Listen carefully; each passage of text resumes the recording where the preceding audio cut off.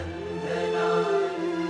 गुरुर्ब्रह्मा गुरुर्विष्णु गुरुर्देवो महेश्वरः। गुरुः साक्षात् परं ब्रह्म तस्मै श्री गुरवे नमः। त्वमेव माता च पिता त्वमेव बन्धुश्च सखा त्वमेव विद्या द्रविणं त्वमेव सर्वं मम देवदेव। विश्वे वैदिकधर्ममर्म महिमा सत्सङ्गविस्तारकम् वात्सल्यं करुणा अहो जनजने आकर्षणम् अद्भुतम्।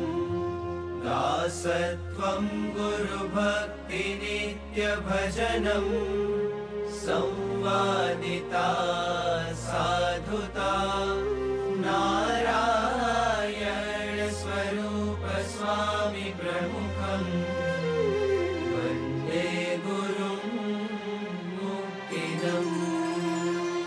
दिव्यं सौम्यमुखारविन्द सरलम् नेत्रे अमीवर्षणम् निर्दोषं महिमामयं सुहृदयम् शान्तं समं निश्चलम् निर्माणं मृदु दिव्यभाव सततम् वाणी शुभा निर्मला वन्दे केशवजीवनं मम गुरुं स्वामी महन्तं सदा।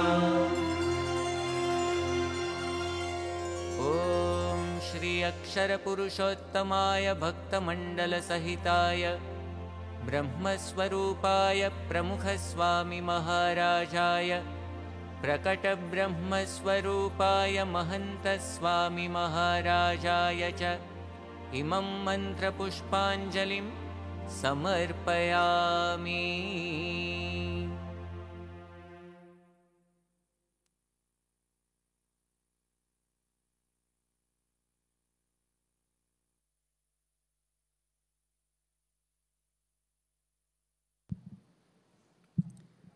अब हम सभी आरती में जुड़े।